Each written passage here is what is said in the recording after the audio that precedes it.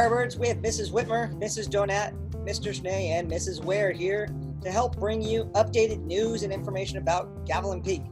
We hope these first couple of days of new learning has worked well for you.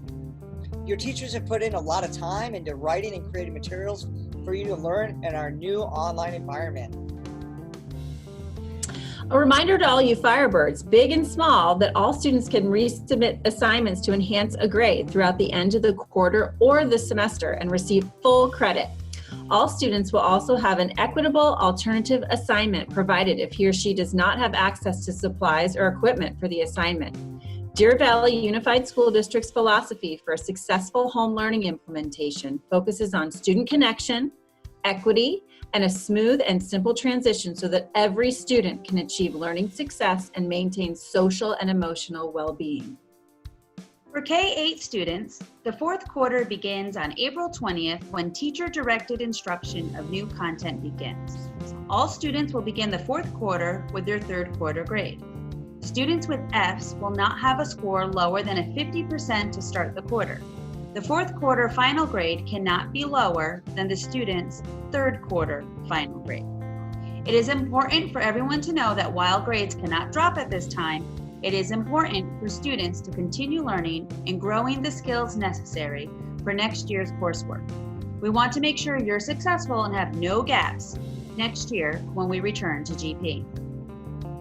We know that everyone is going to be trying their absolute best to be online and in classes this week. We also understand sometimes things happen, such as the internet goes down, or your meeting program, whether it's Google Meets or Zoom, stops working and you can't get back in. We wish we could control everything and make it smooth for you. What all of us teachers are doing is we are recording our class meetings we have each day. Then we are posting it in Canvas or in Google Classroom. This is also a good tool for some who may want to watch the lesson again a second time. It's there for you. Just check under the area which says work for the week of April 20th, as most of your teachers will be putting it there for you. Thank you, Firebirds. We miss you a lot. Stay strong. Something we wanted to do is to be able to share some of our favorite stories with you. Today, I found a story which I used to read to my own children often. It's called You Are Special by Max Lucado. We'll see how this comes out.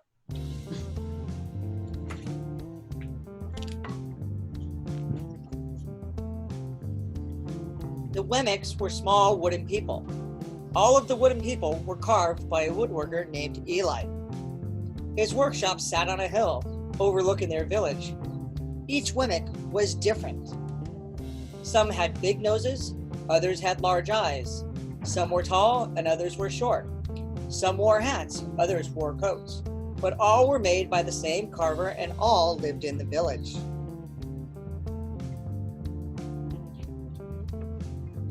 And all day, every day, the Wemmicks did the same thing. They gave each other stickers.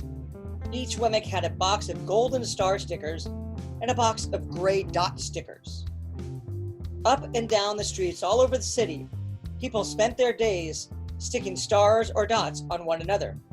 The pretty ones, those with smooth wood and fine paint, always got stars.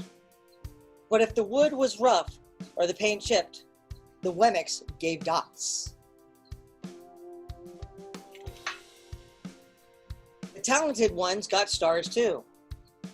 Some could lift big sticks high above their heads or jump over tall boxes.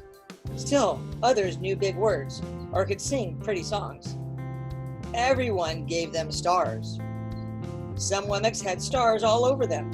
Every time they got a star, it made them feel so good. It made them want to do something else and get another star. Others, though, could do little. They got dots. Funicello was one of those. He tried to jump high like the others, but he always fell. And when he fell, the others would gather around and give him dots. Sometimes when he fell, his wood got scratched, so the people would give him more dots. Then, when he would try to explain why he fell, he would say something silly, and the Wemmick would give him more dots. After a while, he had so many dots that he didn't want to go outside. He was afraid he would do something dumb, such as forget his hat or step in the water, and then people would give him another dot. In fact, he had so many gray dots that some people would come up and give him one for no reason at all.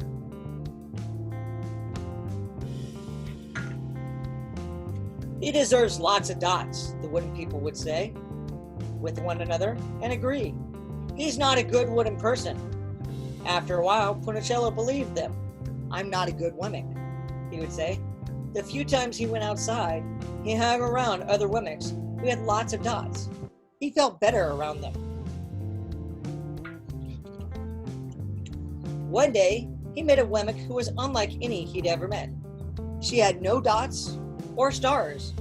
She was just wooden. Her name was Lucia. It wasn't that people didn't try to give her stickers. It's just that the stickers didn't stick. Some of the wemmicks admired Lucia for having no dots, so they would run up and give her a star, but it would fall off. Others would look down on her for having no stars, so they would give her a dot, but it wouldn't stay either. That's the way I want to be, thought Punicello. I don't want anyone's marks. So he asked the stickerless wemmick how she did it. It's easy, Lucia replied. Every day I go see Eli. Eli? Yes, Eli, the woodcarver. I sit in the workshop with him. Why? Why don't you find out for yourself? Go up the hill, he's there. And with that, the wemmick who had no stickers turned and skipped away. But will he want to see me? Punicello cried out. Lucia didn't hear. So Punicello went home. He sat near a window and watched the wooden people as they scurried around giving each other stars and dots. It's not right, he muttered to himself, and he decided to go see Eli. He walked up the narrow path to the top of the hill and stepped into the big shop. His wooden eyes widened at the size of everything. The stool was as tall as he was. He had to stretch on his tiptoes to see the top of the workbench. A hammer was as long as his arm. Punicello swallowed hard. I'm not staying here, and he turned to leave. Then he heard his name. Punicello? The voice was deep and strong. Punicello stopped. Punicello, how good to see you. Come and let me have a look at you. Punicello turned slowly and looked at the large bearded craftsman. You know my name? The little wemmick asked. Of course I do. I made you. Eli stooped down and picked him up and set him on the bench. The maker spoke thoughtfully as he looked at the gray dots. Looks like you've been given some bad marks. I didn't mean to, Eli. I really tried hard. Oh, you don't have to defend yourself to me, child. I don't care what the other wemmicks think. You don't? No. And you shouldn't either. Who are they to give you stars or dots? They're wemmicks just like you. What they think doesn't matter, Punicello. All that matters is what I think. And I think you are pretty special. Punicello laughed. Me? Special? Why? I can't walk fast. I can't jump. My paint is peeling. Why do I matter to you? Eli looked at Punicello and put his hands on those small wooden shoulders and spoke very slowly. Because you're mine. That's why you matter to me. Punicello had never had anyone look at him like this, much less his maker. He didn't know what to say. Every day, I've been hoping you'd come, Eli explained. I came because I met someone who had no marks, said Punicello.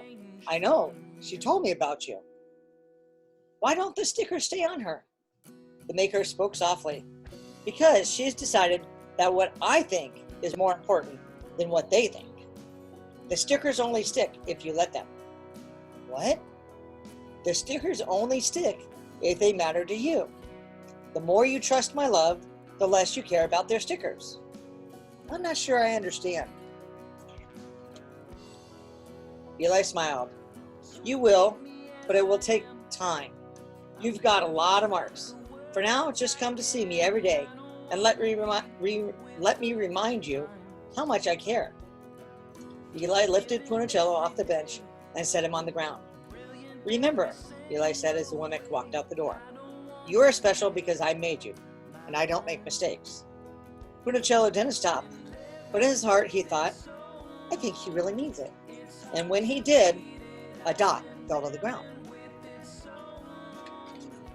And that's the end of the story, Firebirds.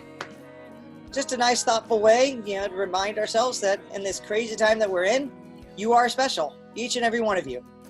Have a great day, Firebirds, and we'll talk to you soon. Bye now.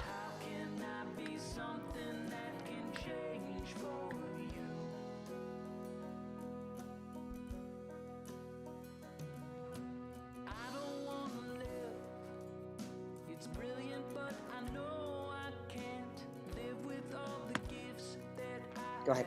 Quarter, we have been learning how to focus on solutions instead of problems. One way to stay solution focused is to stop complaining. People often confuse complaining with problem solving, but complaining isn't problem solving, it's problem finding.